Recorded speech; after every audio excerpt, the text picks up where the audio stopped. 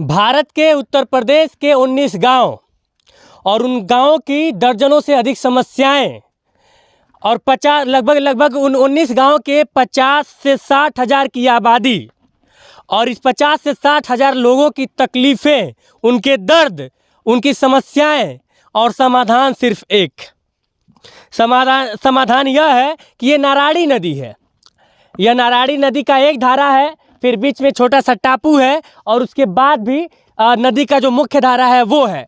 यानी कि यदि उत्तर प्रदेश सरकार या भारत सरकार यह जहमत उठा ले कि इस नदी के ऊपर ज़्यादा नहीं 5 से 6 किलोमीटर का एक पुल बना दे, एक बढ़िया पुल बना दे, तो ये 19 गांव जो हर साल बाढ़ के समय में पीड़ित बन जाते हैं, बाढ़ के समय में कई सारी महिलाएं जो प्रेग्नेंट रहती हैं, अस्पताल नहीं पहुंच पाती हैं, रास्ते में ही दम तोड़ देती हैं। कोई अचानक से ज़्यादा बीमार हो गया और अस्पताल नहीं पहुंच पाता है, दम तोड़ देता है। और उसके साथ साथ जो अंदर मार्केट है उसकी मार्केटिंग भी, बाहर से जो सामान आते हैं वो सब कुछ बरसात के समय में ठप हो जाते हैं। और वो सारी समस्याओं का समाधान सिर्फ एक है, सिर्फ और सिर्फ 5 से 6 किलोमीटर का पुल यदि इस नदी के ऊपर बना दिया जाए तो लगभग 50 से 60 हज़ार लोगों की तकलीफ़ें जो जन्म जन्मांतर से बनी हुई आई हैं, और मुझे लगता है कि जब तक पुल नहीं बन जाएगा तो इसी तरह से जन्म जन्मांतर तक ये समस्या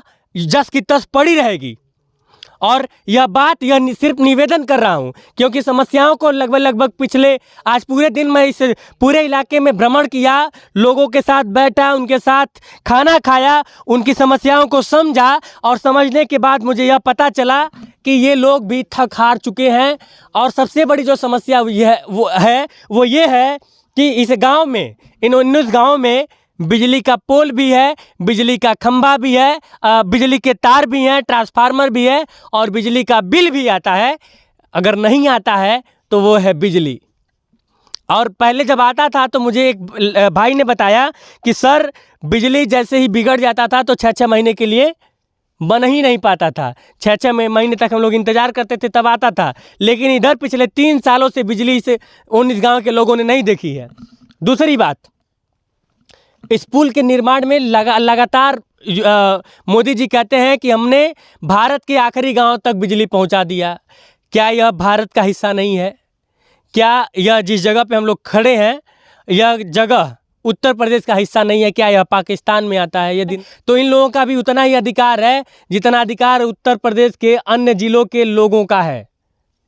गोरखपुर ज़िले में रहने वाले जितने भी लोग हैं, उनके गांव में रहने वाले जितने भी लोग हैं, उनको जो सुविधाएं मिलती हैं उन सुविधाओं के हकदार ये 19 गांव के लोग भी हैं। लेकिन इनको उनकी हालत पे मरने के लिए क्यों छोड़ दिया गया है? यह बहुत बड़ा सवाल है और इस सवाल का जवाब सरकार को देना होगा। ये लोग वोट करते हैं, सांसद और विधायक बनाते हैं, उसके बाद भी यह दशा है। और सोचिए, अंदर थाने मतलब एक थाना भी बना हुआ है। अब इस थाने के लोग बरसात के समय में यदि कोई मीटिंग के लिए जाना पड़ता होगा जिला कार्यालय पे, तो एसओ साहब कैसे जाते होंगे? यह भी एक समस्या है। बहुत सारी सरकारी चीज़ें, बहुत सारी सरकारी सुविधाएं, सरकारी अस्पताल के नाम पे एक आयुर्वेदिक सेंटर है, लेकिन वहाँ पे किसी की नियुक्ति ही नहीं है।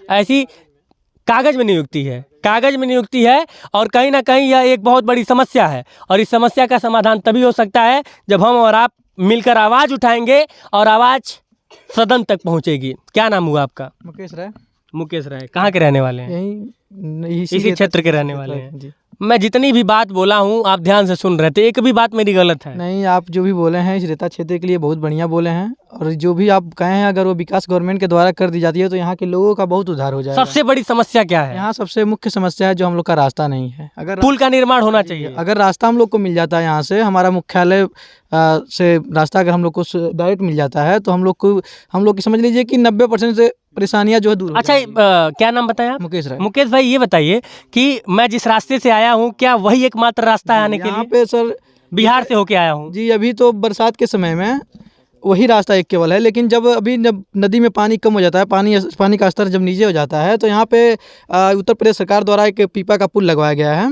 जो पानी कम होने के समय पर उसको लगाया जाता है। तब तक करीबन 5 से 6 महीने लोग उसी से आवागमन अपना करते हैं। लेकिन जब पानी का स्तर बढ़ जाता है तो लोग बिहार के रास्ते अपना मुख्यालय के लिए जाते हैं। तो पीपा पुल है, लेकिन वो भी तब के लिए है जब बाढ़ ना आया ना, रहे। जब पानी कम रहेगा तभी तभी के लिए है। इस साल तो मतलब करीबन 3 से 4 महीने पहले पीपा पुल उसको तोड़ दिया गया, नहीं चला, क्योंकि लोगों को बहुत परेशानी हुआ आने जाने में। पीपा पुल 2-3 महीने पहले ही उसको निकाल दिया गया। ये समस्या है, और इस समस्या का समाधान यह है, इस स्तर से आप समझिए। आप सोचिए कि आपके घर में कोई गर्भवती महिला है, वो बहुत ज़्यादा अपने दर्द से बिलख रही है, और आपके गांव की एएनएम, आपके कस्बे की एएनएम जवाब दे दे कि अब ये मेरे बस की बात नहीं है, तो उस वक्त आपके ऊपर क्या बीतेगी। लात फान के किसी न किसी तरह से ये लोग नाव से खटिए पे लिटा के कंधे पे रख के लेके जाते होंगे, और दिखाई जो नदी से खेत से अपने खेती काम करके आ रहे हैं, वो देखिए ये लोग अपने खेत से आ रहे हैं और कैसे आ रहे हैं ये भी दिखाइए। हालांकि अब इलाका ही नदी वाला है, इन लोग के पास ऑप्शन नहीं है, ये तमाम महिलाएं भी उस रास्ते से आ रही हैं।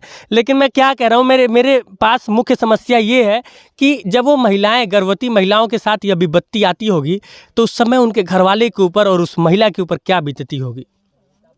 वो तो आधा हदस के मर जाती होगी कि मैं बच नहीं पाऊंगी, क्योंकि यहाँ से हम लोग नाव पे जब तक जाएंगे तब तक बहुत देर हो जाएगी। यह बहुत बड़ी समस्या है, और इस समस्या का समाधान तभी हो सकता है जब इस वीडियो को देखने वाले सभी लोग एक सुर में इन लोगों के लिए आवाज़ उठाएंगे। कैमरे के उस पार से मेरा सहयोग कर रहे हैं आयुष ठाकुर, मैं विकास गोस्वामी, और आप इनसाइड भारत टीवी देख रहे हैं। धन्यवाद।